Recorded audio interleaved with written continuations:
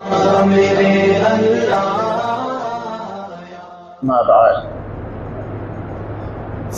क़ाल अल्लाहु तबारक व तआला फ़िल क़ुरआनिल मजीद वल फ़ुरक़ानिल हमीद फ़अऊज़ु बिल्लाहि मिनश शैतानिर रजीम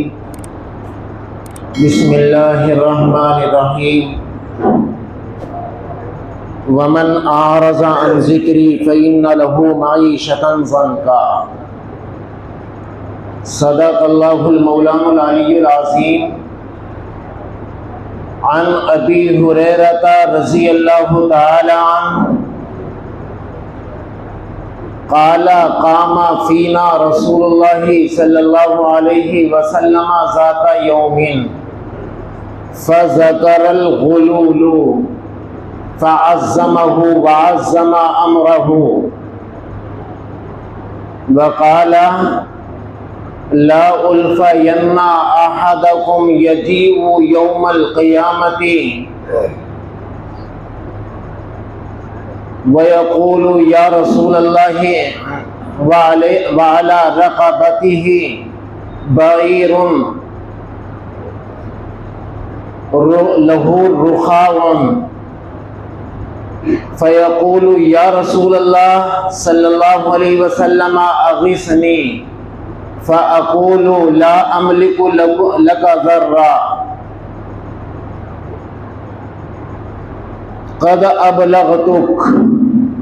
वयक़ूलु रसूलुल्लाहि सल्लल्लाहु अलैहि वसल्लम ला उल्फ़यन्ना अहदकुम यजीउ यौमल क़ियामति वअला रक़बतिहि फ़रसुन लहू हमहमतुन वक़ाल या रसूलल्लाह वयक़ूलु या रसूलल्लाहि अग़िस्नी फ़अक़ूलु ला अमलिकु लका शैआ क़द अबलग़तुक सुम्मा क़ाला ला उल्फ़यन्ना अहदकुम यजीउ यौमल क़ियामति वअला रक़बतिहि शाअतुन गुसाउन वयक़ूलु या रसूलल्लाहि अग़िस्नी वअक़ूलु ला अमलिकु लका शैआ क़द अबलग़तुक वयक़ूलु ला अल्फ़यन्ना अहदकुम अला रक़बतिहि नफ़्सुन सियाहुन वयक़ूलु या रसूलल्लाहि अग़िस्नी वअक़ूलु ला अमलिकु लका शैआ क़द अबलग़तुक वक़ाल रसूलुल्लाहि सल्लल्लाहु अलैहि वसल्लम ला अल्फ़यन्ना अहदकुम वअला रक़बतिहि सामितुन वयक़ूलु या रसूलल्लाहि अग़िस्नी वअक़ूलु ला अमलिकु लका शैआ क़द अबलग़तुक रवाहु मिशकात औ कमा क़ाल अलैहिस्सलातु वस्सलाम। हज़रात गिरामी, पिछले जुमा गुलूल के बारे में हदीस शरीफ आई थी। उसके अंदर 5 तरह के गुनाह का जिक्र किया गया था। उसमें सबसे पहला गुनाह ये था जिसका वबाल दुनिया के अंदर पड़ता है।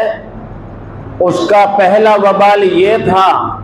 कि जब तुम हराम माल की तगोदो के अंदर लग जाओगे और हराम माल का इस्तेमाल तुम्हारे अंदर आम हो जाएगा तो तुम्हारे दिलों के ऊपर रौब बिठा दिया जाएगा। कौमें तुम्हें धमकाएंगी, डराएंगी और तुम डरोगे और उनके रौब का शिकार हो जाओगे। तो अब एक एक चीज करके उन तशरीहात के अंदर चला जाए। आकाए मदनी सल्लल्लाहु अलैहि वसल्लम अपनी आदत मुबारका के मुताबिक उम्मत को आखिरत की दायमी परेशानियों से बचाने के लिए आखिरी दम तक आप गमगीन रहते थे और इस कोशिश के अंदर रहते थे कि किसी तरह ये उम्मत जो है आखिरत की उन तवील परेशानियों से, उन लामहदूद परेशानियों से बच जाए। तो आखिरी दम तक आकाए मदनी सल्लल्लाहु अलैहि वसल्लम इस उम्मत के लिए गमगीन रहे और आखिरी दम तक कोशिशें करते रहे। आपकी तालीमात का माहसल ये है, यानी जुज ये है कि उम्मत को दुनियावी और उखरवी परेशानियों से बचाने के लिए वो तमाम उसूल अल्लाह के रसूल सल्लल्लाहु अलैहि वसल्लम ने उम्मत को सिखाए कि कितनी ही गए गुजरे वक्त के अंदर ये उम्मत जिंदगी गुजार रही हो, कितनी ही कमजोरियों के अंदर मुब्तला हो, वहीं पे इसको ताकत फराहम हो, वहीं पर उसको इज्जतें मिल जाएं, वहीं पे इसका वकार जो है वो बुलंद हो जाए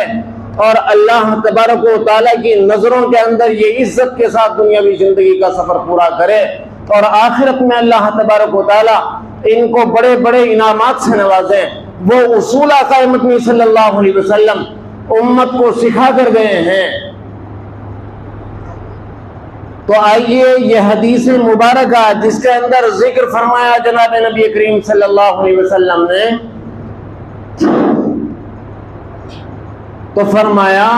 गुनाह कई तरह के होते हैं। ये उसूल समझ लीजिए, कई तरह के गुनाह होते हैं। कुछ गुनाह ऐसे होते हैं कि नेकियां करने से अल्लाह तबारक व तआला उनको माफ फरमा देते हैं। एक गुनाह की किस्म ये है। दूसरे कुछ गुनाह ऐसे होते हैं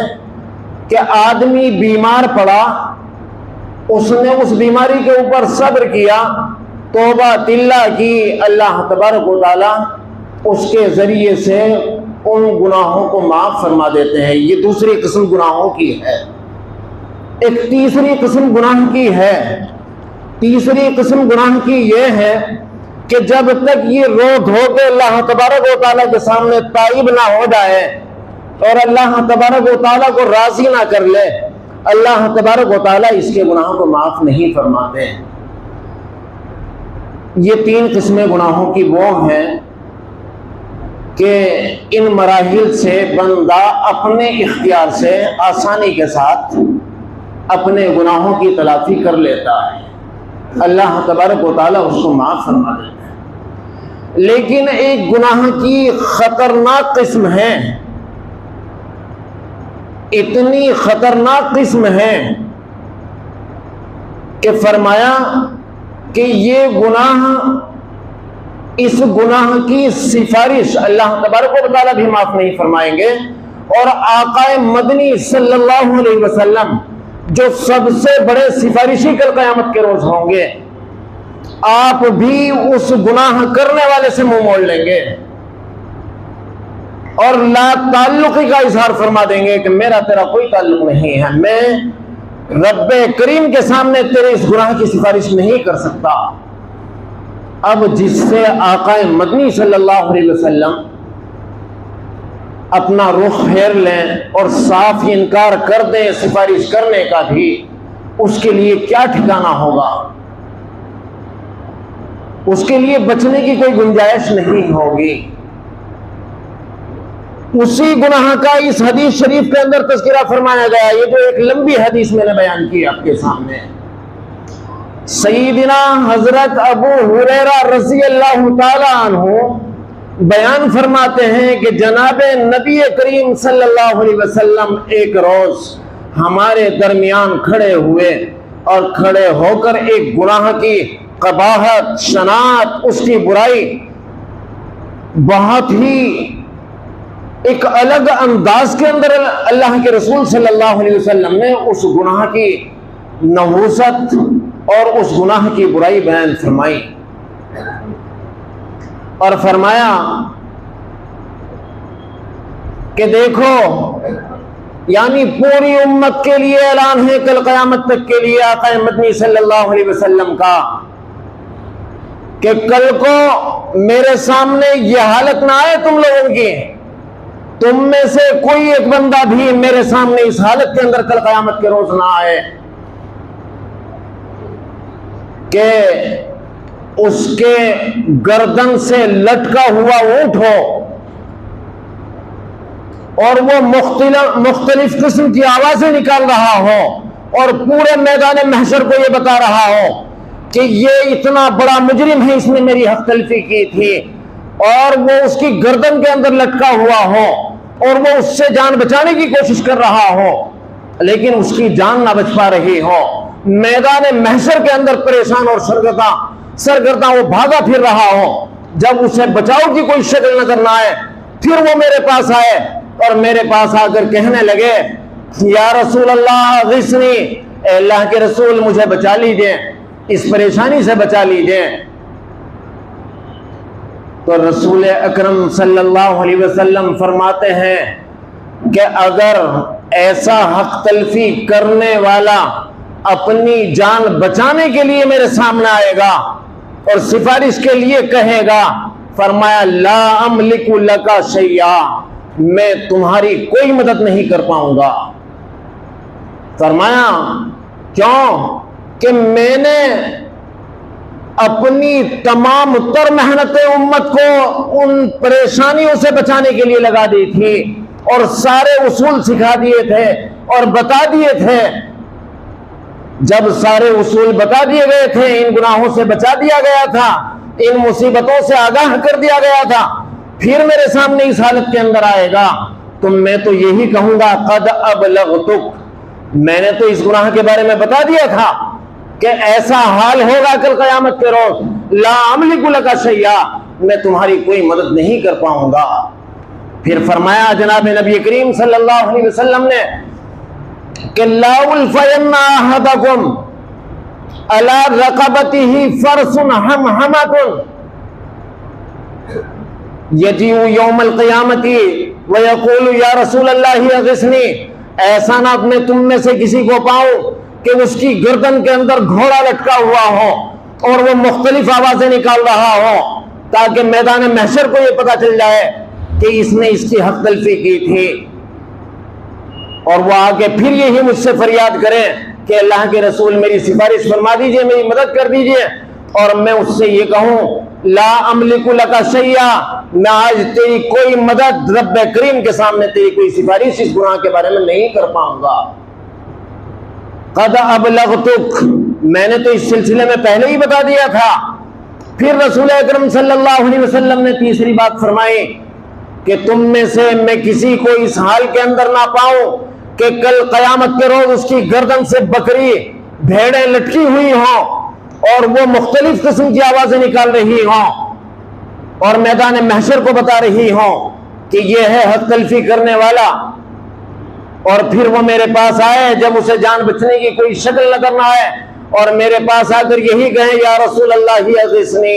मेरी मदद कर दीजिए, और मैं उससे ये कहूं ला अमलिकु लका शैया, मैं तेरी कोई मदद नहीं कर सकता, रब्ब करीम के सामने तेरी कोई सिफारिश नहीं कर सकता। कद अबलगतुक, मैंने तुझे इस सिलसिले में बता दिया था। फिर रसूल अकरम सल्लल्लाहु अलैहि वसल्लम ने इरशाद फरमाया कि मैं तुम में से कल कयामत के रोज किसी को इस हाल में ना पाऊं कि उसकी गर्दन से लिपटे हुए इंसान हो और वो मुख्तलिफ चीखों पुकार कर रहे हो और उसकी जान न बच पा रही हो, और वो फिर मेरे पास आए कि या रसूल अल्लाह अग़िस्नी, अल्लाह के रसूल मुझे इन लोगों से बचा लीजिए, और मैं ये कहूं ला अमलिकु लका शैया, मैं तुम्हारी कोई मदद नहीं कर सकता, तुम्हारी कोई सिफारिश इस गुनाह के बारे में रब्ब करीम के सामने नहीं कर सकता। कद अबलगतुक, मैंने तो ये बातें तुम्हें पहले ही पहुंचा दी थी। फरमाया ला उल्फयन्ना अहदकुम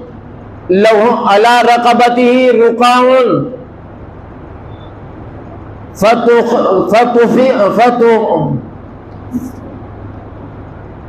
फतुखिफा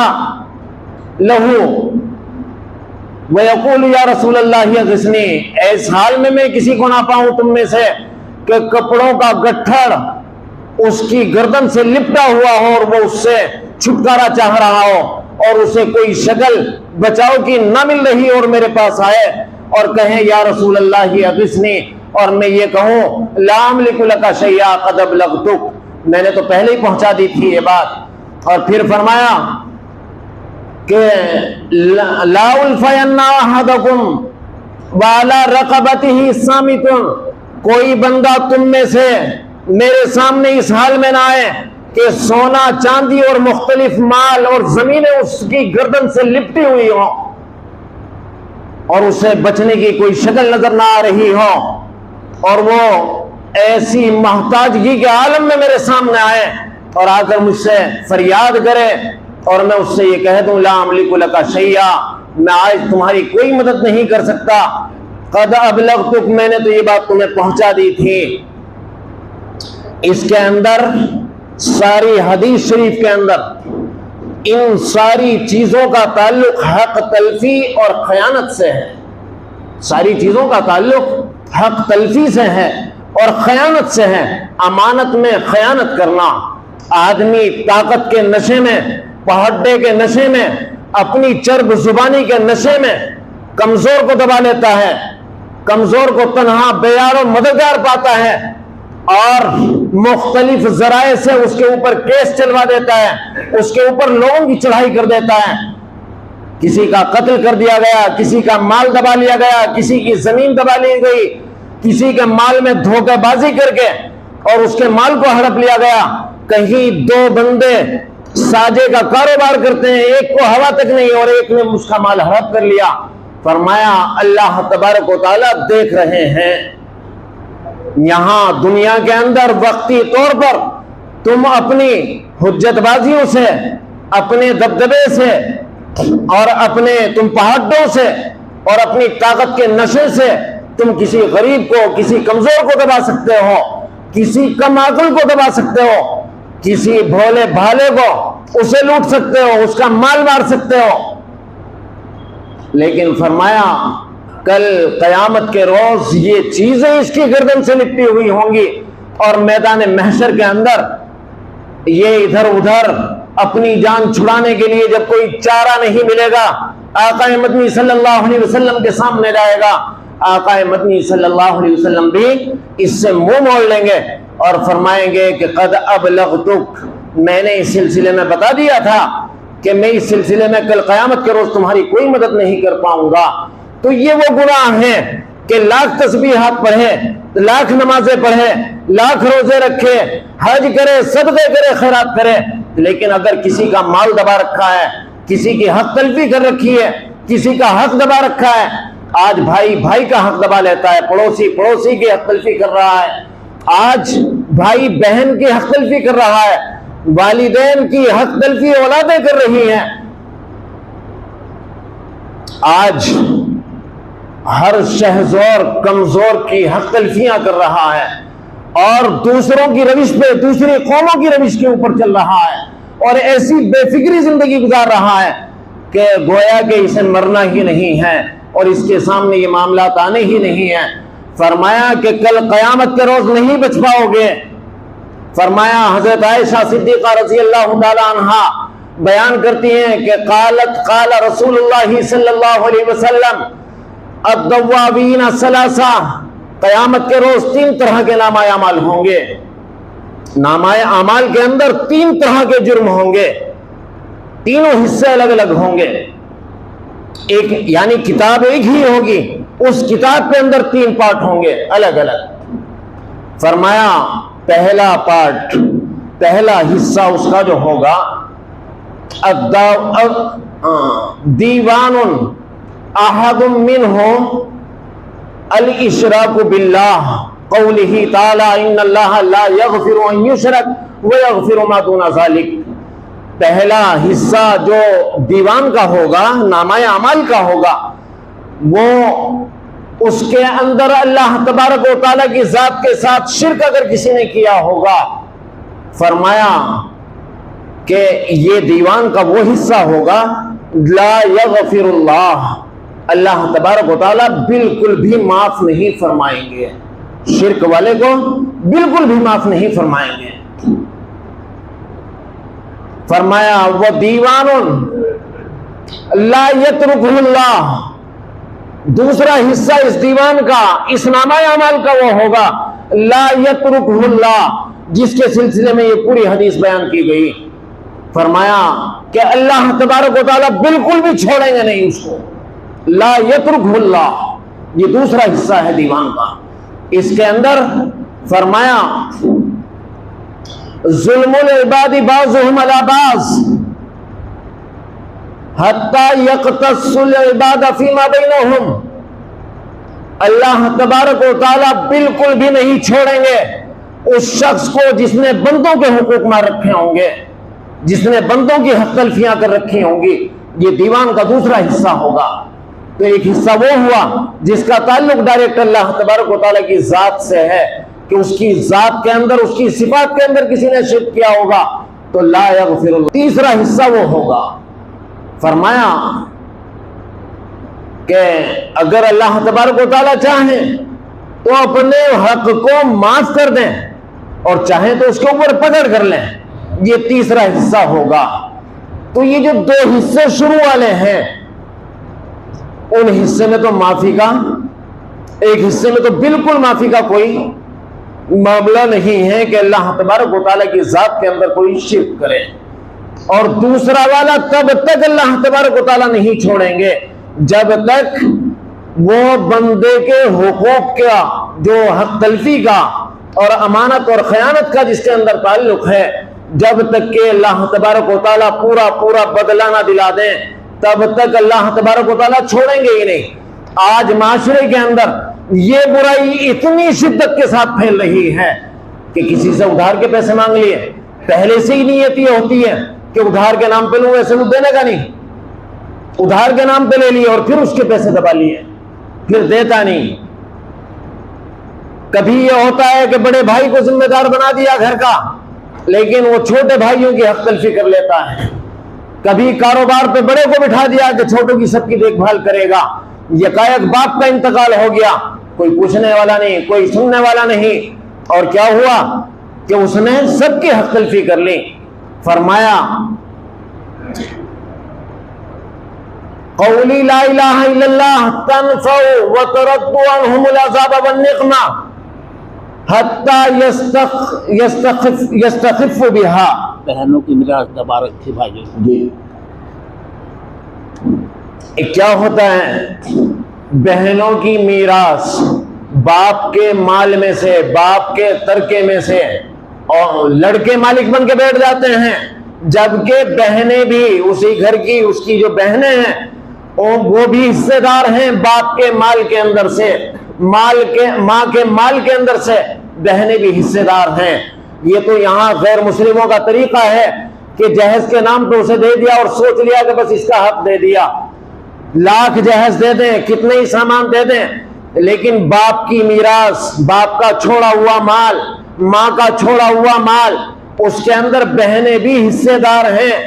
अगर हक तलफी की जाएगी बहनों की,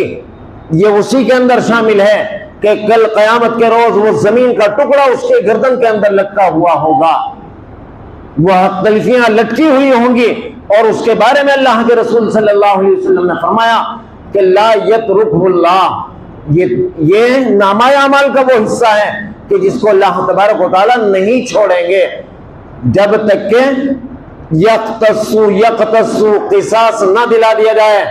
बाज़हुम लिबास, जब तक के क़िसास यानी बदला ना दिला दिया जाए। और बदले का तरीका ये होगा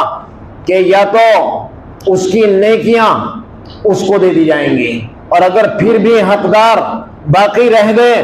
तो उसके गुनाह, हकदारों के गुनाह उसके सर ला दिए जाएंगे और इसे जहन्नम में पहुंचा दिया जाएगा। और जहन्नम के अंदर पीछा नहीं छुपने वाला, एक वादी है जमीन के, उसमें जहन्नम के नीचे का तबका है। वो अमानतें, वो खयानतें जो इसने की, वो इसकी गर्दन के ऊपर ला दी जाएंगी और इसे रोजाना इसकी सजा यह होगी कि वो बोझ इसकी गर्दन के ऊपर नीचे से लादा जाएगा जहन्नम में,